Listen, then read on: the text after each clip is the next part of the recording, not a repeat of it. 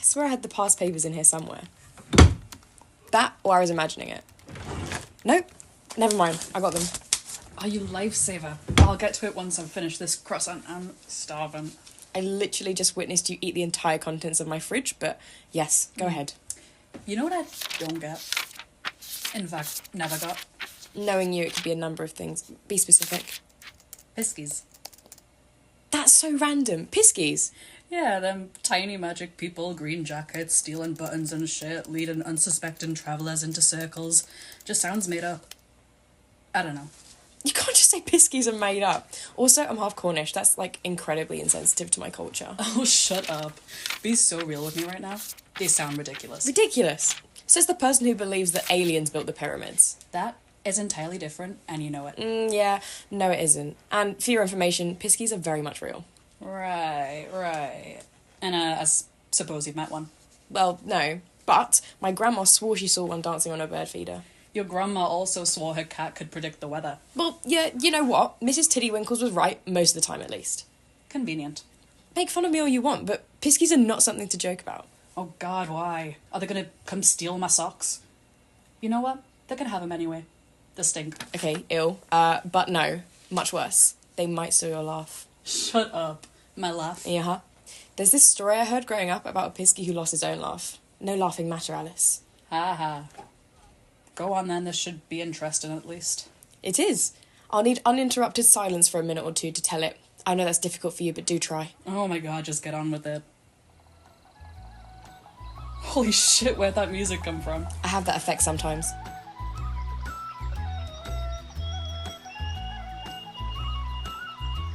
Everyone knows that piskies love to laugh, love to dance, and even more to make merry. And once there was a young piskie who, amongst all his kind, was the merriest dancer with the most infectious laugh. But alas, one day, whilst in the middle of a most merry revel, the little fellow collapsed in melancholy. No, get up and make merry, lad. Do you mind? I'm trying to educate you. Not knowing what had come over him, his friends took him to see Grandfer Piskie. The old man looked him up and down and, after a time, concluded that the young piskie had lost his laugh. Drethuin loin or heloth, said Grandfer. Gia, have you forgotten I can't speak nor understand Cornish? In fact, I don't think anyone can. It's like a dead language. God forbid I tried to add some extra whimsy. I'll translate it, don't you worry. I'm pretty sure it roughly translates to, you'd best go and find it. Okay? Cool. Mislama o kello. But where should I look? Asked the youngster. Nisusins.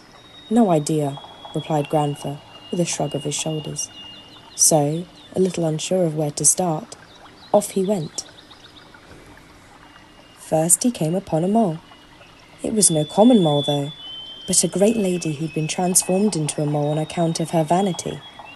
She was quite haughty and claimed her name was Lady Want, but Lady Want did not know where the piskie's laugh might be.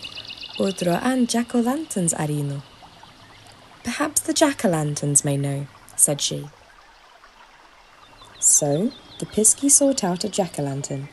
Sadly, he too did not know where to find such a thing as a laugh. Drefeni mesa and giant tregegel e Perhaps the giant Tregeagle may know, said he. The piskie asked where he might find this giant, and Lantern Man told him that due to his past sins, Tregeagle was doomed to labour endlessly until he'd emptied Dosmery Pool with a limpet shell. So, next the piskie came to Dosmery Pool on Bodmin Moor and sought out the dreaded giant. But old Tregeagle was not much help. Kins fosta gans rewel, drar trewichi, mia hevel auna. You have lost your laugh? Why should I care? I have lost my soul, wailed the evil giant. What an arse. The piskie just wants some help. I'm sorry, I thought you didn't believe in this stuff. I don't. I might be slightly invested, though. Please continue. Whoever the piskie asked, it was to no avail. No one seemed to know where his laugh had got to. In the end, he came to the cliffs upon which the ruins of old Tintagel Castle lie. You know what? I've actually been to Tintagel. I hiked about the cliffs next to the actual castle with my grandma. She's incredibly nimble for a woman of her age. In fact... Tell me another time, what happened once the piskies got there? Well... There he met with a chav. But this was no ordinary bird. It was none other than the ancient spirit of King Arthur in the form of a chav. Question. What is a chav? I'm like semi-certain it's a type of crow. Don't quote me on that though. Okay, marvellous. Proceed. Of all the strange creatures the Piskie has met, King Arthur alone had seen the laugh. Indeed, the laugh was hiding in the grass not far from where the Piskie and the chav met. Arthur directed the Piskie to where he'd last seen the laugh, and the Piskie called out for his laugh to return. And then, sure enough, it flew back to him. And so it was that the Piskie found his laugh and danced and laughed his way all the way back to his friends. Is that it? That's the end of the story. Wow. I mean, whoop-de-doo, we got his laugh back, hooray. But I thought, like, pixies were meant to be sort of evil. Maybe evil isn't the right word, like, mischievous?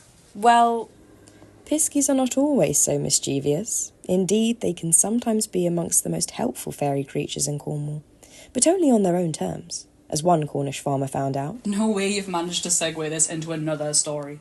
One morning, this farmer entered his barn as usual, only to discover, to his surprise, that some of the grain stored there had been mysteriously threshed overnight. Curious to discover the cause of this phenomenon, he decided to hide in the barn and keep watch. Later that night, he saw a tiny man, clad in a ragged green suit, enter the barn and begin busily threshing the grain. It could only be a Piskie. The little fellow was so industrious that a truly phenomenal amount of grain was threshed in just a few hours.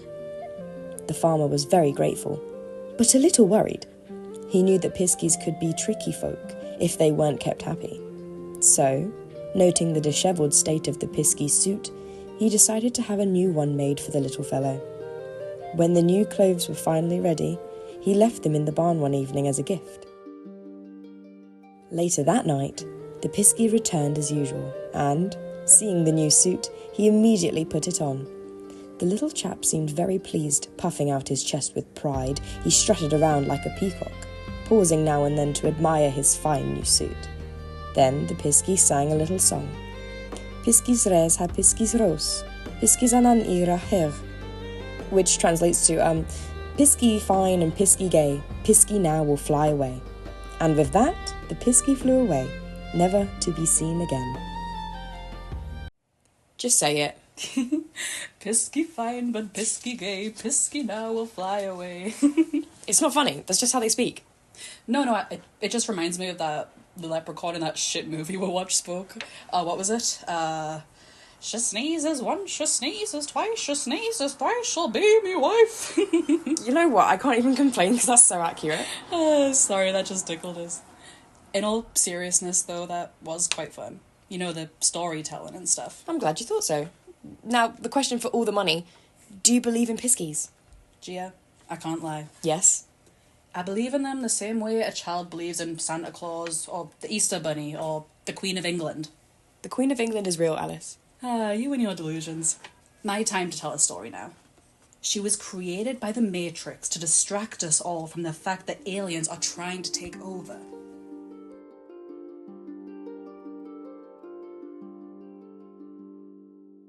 Ni wre'm gans piskies. I don't believe in piskies. Read by Lara Pascoe and Emily Mann.